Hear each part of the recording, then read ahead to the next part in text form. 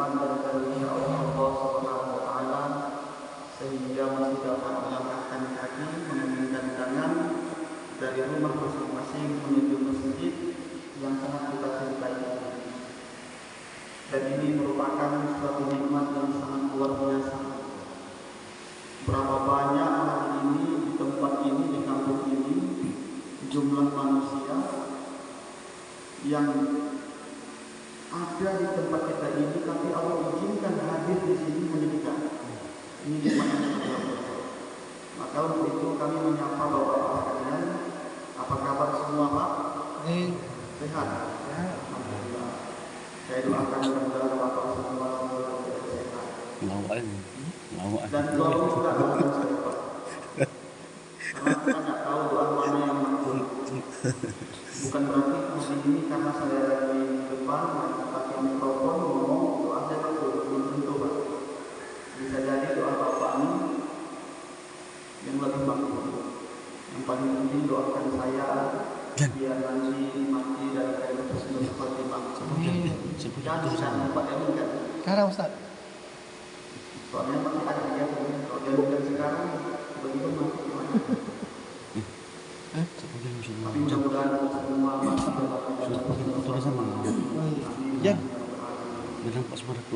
Rasulullah sallallahu alaihi wasallam bersabda, "Man shalla salatas subuh." Barang siapa yang melaksanakan salat subuh bil jamaah, dengan jamaah. Apa kata Rasulullah?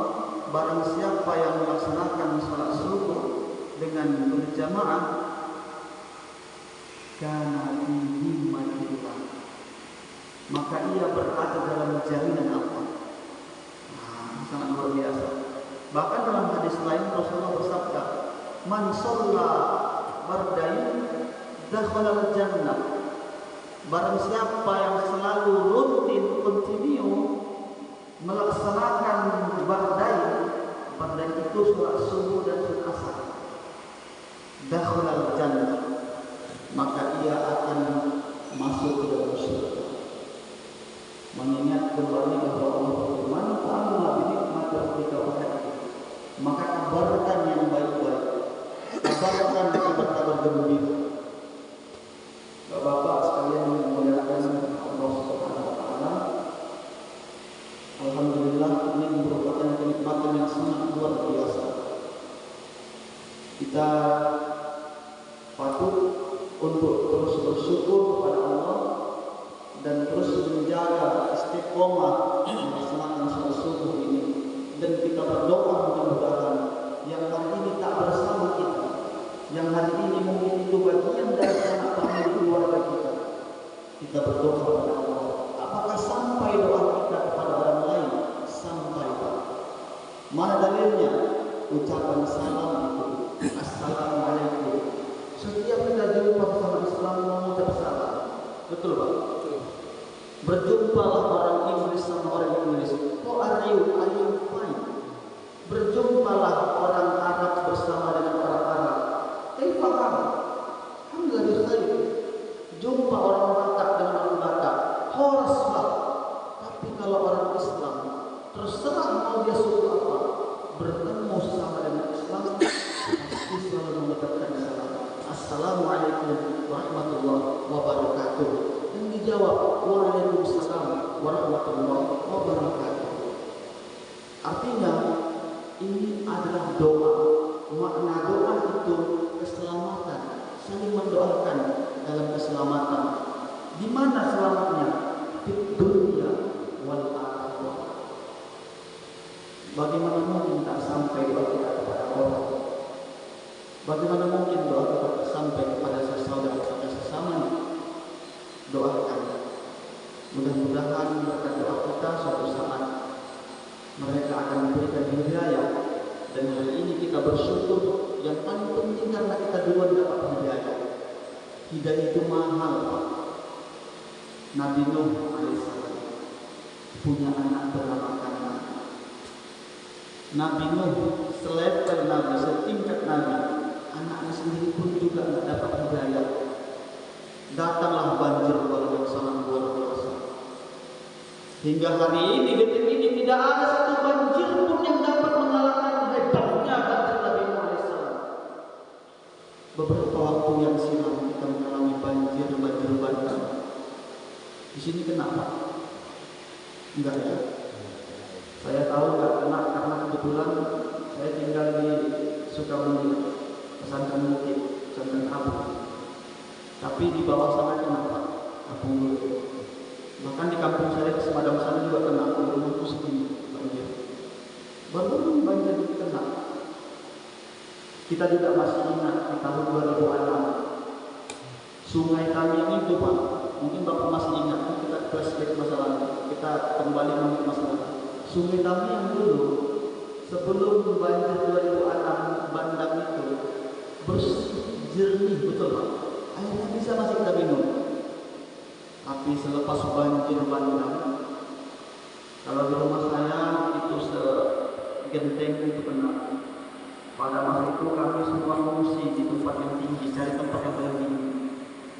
Dan usai banjir kami yang di tahun 2006 sampai hari ini sungai kami yang itu jarang bisa jernih. Minuman seperti air white coffee, kotor, coklat, tinggal taruh gula dan kopi, betul Pak. Dan di banjir tsunami yang begitu dahsyat tahun 2004, tingginya sepohon kelapa.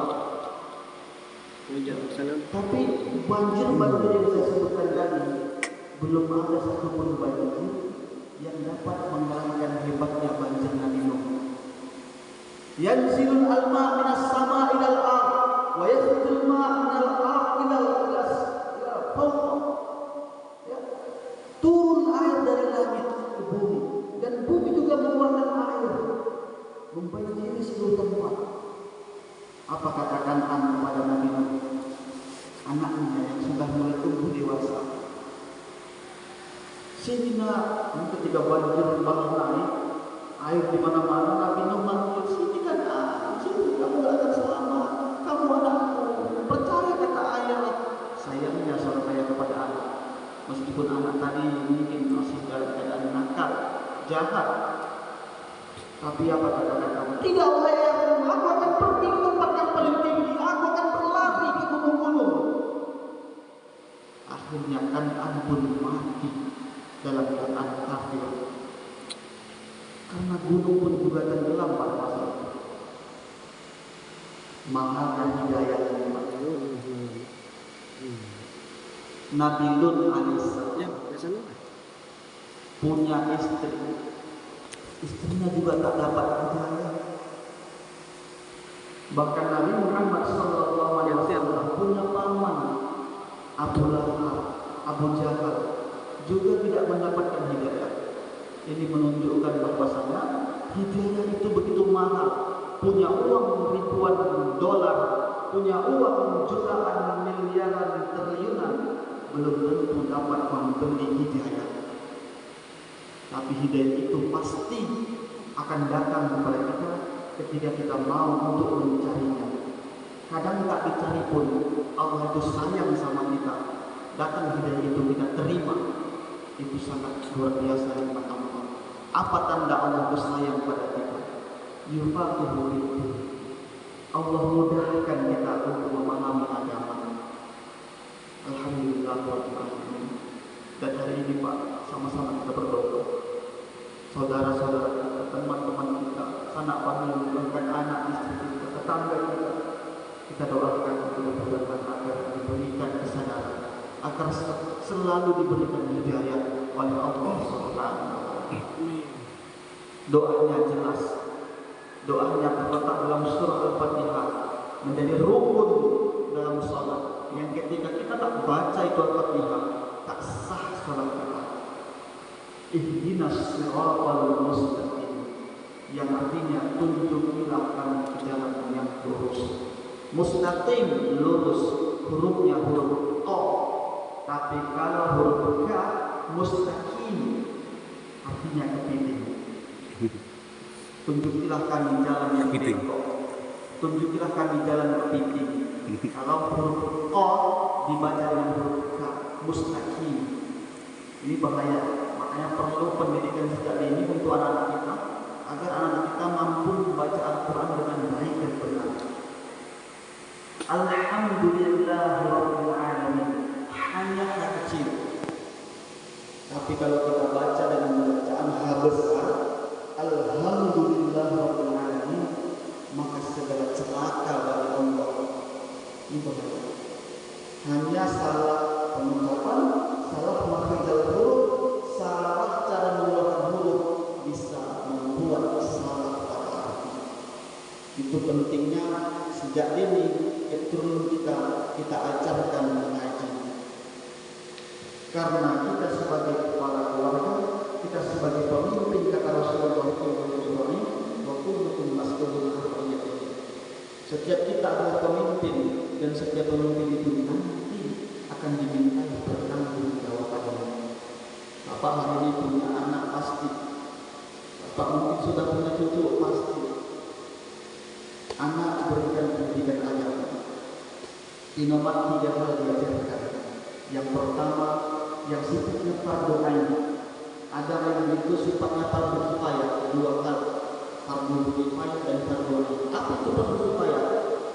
Ketika ada orang meninggal dalam satu kampung itu, ada satu saja yang fardu kifayahkan, gugur dosa kampung. Ini fardu kifayah. Ilmu juga seperti itu. Ada satu aja yang belajar ilmu kedokteran dalam satu kampung itu, maka gugur dosa kampung. Ini contoh ilmu kedokteran. Tapi ada yang sifatnya fardu ain. Setiap orang wajib, setiap orang harus memiliki ilmu itu. 3 hal. Yang pertama adalah ilmu fiqh. Apa itu ilmu fiqh? Ilmu fiqh itu dalam kitab Al-Bajuri dikatakan sebagai al-fahm, yaitu pemahaman. Pemahaman itu yang bisa hari ini kita ikuti hanya 4. Imam Syafi'i, Muhammad bin Idris, Imam Nabawi, Imam Maliki, Imam Hanafi. 4 ini. Imam Syafi'i, Imam Maliki, Imam Hanafi, Imam Hambali. 4 ini cuma.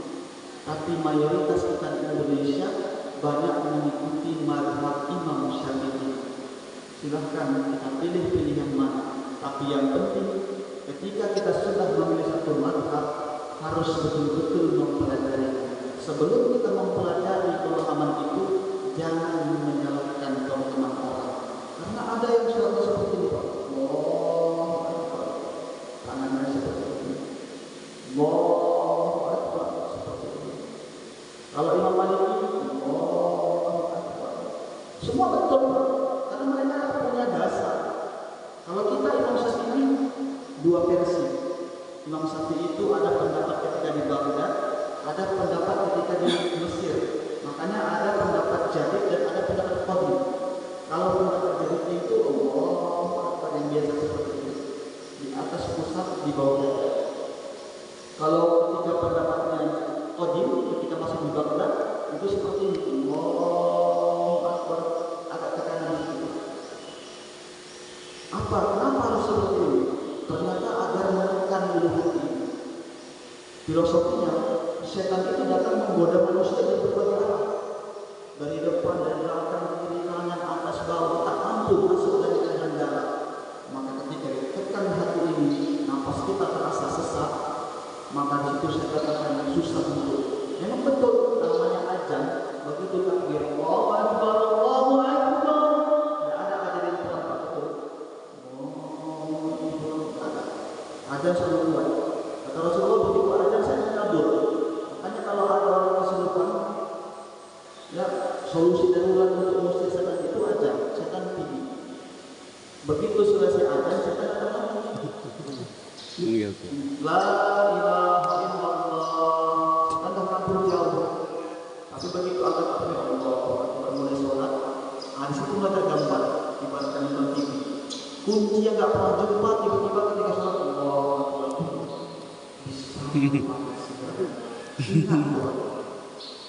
Dan itu memang godaan syaitan.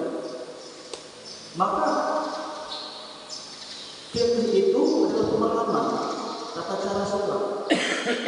Yang sholatnya seperti ini ada dalilnya, ada dasar hukum. Yang sholatnya seperti ini ada, yang tanda seperti ini ada. Yang nggak boleh itu semua kita pakai. Oh, nah, ini nggak boleh. Dari mana dasarnya boleh pakai semua? Tapi satu mazhab yang kita ikuti, yang kita paham betul kita pakai. Bapak-bapak yang dimuliakan Allah, itu ilmu fikih yang wajib dipelajari setiap individu.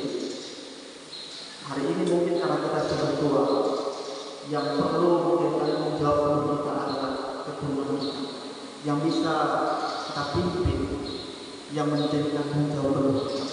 Tapi bukan berarti orang tua itu tidak boleh belajar. Tidak ada batas untuk belajar. Utlubul ilma tuntut ilmu dari kuliah sampai kemudian. Bahkan ketika mau mati pun kita diajari bahwa kalimat la ilaha illallah Muhammadar Rasulullah, ditalkinkan. Nah, itu ilmu yang pertama, ilmu fikih. Yang kedua, ilmu tauhid. Apa itu ilmu tauhid? Mengesahkan Allah. Ilmu yang mempelajari sifat wajib bagi Allah itu berapa, sifat yang mustahil bagi Allah berapa, wujud tidak sampai akhir. Pertanyaannya, apakah di sekolah-sekolah hari ini mereka belajar itu? Belum tentu, Pak. Saya beberapa waktu yang silam kami bersama guru-guru itu studi banding di sekolah MAN, tingkat MAN. Saya tidak menyebutkan nama sekolah, hanya menjaga kode etik jurnalistik. Tapi ketika itu saya bertanya, tidak pernah orang panggil satu orang yang kita pilih, coba sebutkan sifat wajib bagi Allah. Tidak apa-apa. Tidak apa-apa. Ini sangat disayangkan. Padahal sifat 20 itu, tauhid itu wajib hukumnya dipelajari. Nah itu, saya sangat disayangkan. Kenapa? Mungkin pendidikan dari orang tua itu tanggung jawab dia sebagai orang tua untuk anak-anak. Kenapa tidak? Dari sejak kecil yang dibiasakan itu bukan hal-hal baru seperti nyanyian. Hari ini Pak, kalau coba tes anak-anak, berapa banyak anak yang nampak lagu-lagu kekinian. Bentar-bentar kalau jumpa anak kecil, kamu nanya, kamu bertanya, bahkan tidak sedikit kalau tidak pancing, kuda yang mana, dijawab sama mereka. Tapi coba tes dengan lagu-lagu religi. Ini jadi PR besar bagi kita. Anakku, ibu adalah sekolah anak yang pertama. Dari sejak kecil memang menjadikan menjadi dan ilmu yang ketiga yang bersifat Al-Quran adalah ilmu akhlak, ataupun yang lebih lagi nanti ilmu tasawuf. Akhlak itu di pondok pesantren biasa dipelajari di kelas 1. Kelas 2 nanti mereka belajar kitab kelas 1. Kemudian belajar kitab ta'amul. Setelah itu nanti belajar kitab tasawuf yang dikarang langsung oleh imam besar Imam Al-Ghazali. Setelah mereka pelajari dasar-dasar ini, lepaskan untuk insya Allah. Kalau tak mampu kita ajarkan, di nomor kita berikan orang lain untuk mengajarkan, panggil ustaz, panggil kita. Atau minta ada masukkan pondok pesantren. Dari sejak SD dulu, SD-nya di mana? SD di sana. Atau SD biasa, tapi setelah pulang dari sekolah SD, mereka ke madrasah, mereka tak mengaji. 3 hal yang membuat yang memberikan pengaruh besar terhadap faktor moralitas, faktor tingkah laku, faktor kelakuan dan kepribadian. Yang pertama, lingkungan keluarga. Ini sangat berpengaruh besar. Yang kedua, lingkungan pergaulan. Pergaulan yang harus kita pantau. Yang ketiga, sekolah, pendidikan sekolah. Nah, masukkan sekolah SD, kalau enggak pun sekolah SD biasa, tapi masukkan madrasah. Tamat paling tidak masukkan ke dalam atau memasukkan ke sekolah pondok pesantren mana bebas, banyak pondok pesantren di dunia ini. Ada yang jauh di Jawa, ya, Tebing atau Tembur atau pesantren-pesantren yang sangat viral terkenal juga. Yang penting bukan Al-Zaitun. Yang lain juga viral dari yang penting bukan Al-Zaitun. Banyak pesantren. Atau Banda Aceh, Sambana, mau anak mau pesantren mana terserah, yang penting masukkan ke pesantren. Jauh kali yang dekat banyak. Ada pesantren perbatasan. Ada daerah kurang lebih satu dua. Ada yang dekat dengan kita kalau nggak mau jauh mereka itu tahu kopi pesantren bagi kita. Nggak jauh Pak. Tadi saya berangkat dari sana itu sekitar jam 4 lewat. Sekitar 10 menit lagi mau masuk ke subuh. Dan sampai kemarin berarti bisa dibilang 10 menit sampai ke preset nyampe. Saya teringat karena saya sekolah SD Pak. Mana tahu di sini terbuka hati kita Pak untuk mau masukkan ke pesantren. Kan itu Pak. Guru pengajar juga. Bapak-bapak yang memuliakan Allah Subhanahu. Korbankan harta lagi. Korbankan sedikit harta yang kita miliki untuk menjadikan anak menjadi anak yang tajam. Bang, hari ini kalau kita tanam itu padi, belum tentu padi tumbuh padi. Kadang-kadang tumbuh itu rumput kadang tumbuh. Apalagi kalau kita tumbuh rumput, jangan harap tumbuh padi. Hari ini kita sekolahkan anak pesantren, belum tentu dia menjadi ustaz, belum tentu dia jadi anak yang soleh doakan Allah, belum tentu. Apalagi kalau tidak ada sekolahkan. Tapi paling tidak, ketika anak tamat dari pesantren, tidak boleh jadi anak yang soleh ataupun solehah. Sejauh apapun dia pergi, ketika mau pulang, dia sudah tahu dia kembali, karena dia sudah punya dasar, karena dia sudah punya modal, dan paling tidak kita sudah lepas tanggung jawab. Di tanah yang tidak kita sudah lepas tanggung jawab. Itu yang paling penting. Sebenarnya yang ingin saya sampaikan dari tadi kita cerita bersama ini, yang ingin saya sampaikan dari tadi, sebentar lagi kita mau melakukan perayaan Idul Kurban atau perayaan Idul Adha. Langsung saja Pak izin kepada kesimpulan, kurban itu berasal dari bahasa Qoroba ya kurban. Qoroba qorib yang artinya dekat. Ada satu ayat Allah yang sangat luar biasa dalam Al-Qur'an yang berbunyi wa idza sa'alaka ibadi anni fa inni qarib. Ini arti bahasa kita, wa idza apabila kita bertanya kepada Allah seberapa dekat kita dengan Allah. Allah jawab dengan harful taukid, huruf penguat, ada keseriusan, ada kesungguhan, ada penguatan di situ. Wa inni qarib. Sungguh aku sangat dekat kepada Allah. Allah sendiri mengaku bahwa Allah dekat dengan kita. Bahkan menurut pendapat ulama ada yang mengatakan dekatnya Allah ini bahkan lebih dekat daripada urat leher ini. Tapi pertanyaannya, apakah kita sudah dekat dengan Allah?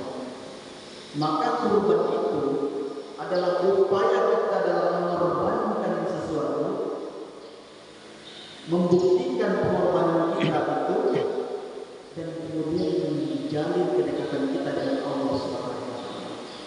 Ini momen perayaan Idul Kurban. Dulu Nabi Ibrahim alaihissalam telah membuktikannya, anaknya sendiri disembelih Ismail. Lama usia tua. Mungkin kalau kita aspek ceritanya waktu akan selesai. Tapi kita ambil kesimpulannya, anaknya sendiri rela dipotong. Hari ini kalau bapak punya uang yang luar biasa, tingkatan puluhan juta, korbankan uang itu untuk berangkat ke Mekah haji bagi yang mampu. Tak cukup adanya berapa? 10 juta, 8 juta, 6 juta. Korbankan satu hewan tersebut, membuktikan pengorbanan kita, mendekatkan diri kita kepada Allah Subhanahu wa taala. Tak cukup sampai 6 juta. Ada berapa? 1 juta, 900.000 atau 100.000, satu kambing ini ada berapa? Itu keluarga tetangga. Yuk kurban sama-sama. Yang penting ketika hewan yang disembelih, sepertiga untuk kita makan, sepertiga untuk orang yang kurang mampu, dan sepertiga untuk yang seperti tetangga. 3 hal yang diajarkan di sini. Hablum minallah dapat, hablum minar rasul pada Rasulullah dapat, dan hablum minan nas hubungan kita sama manusia dapat.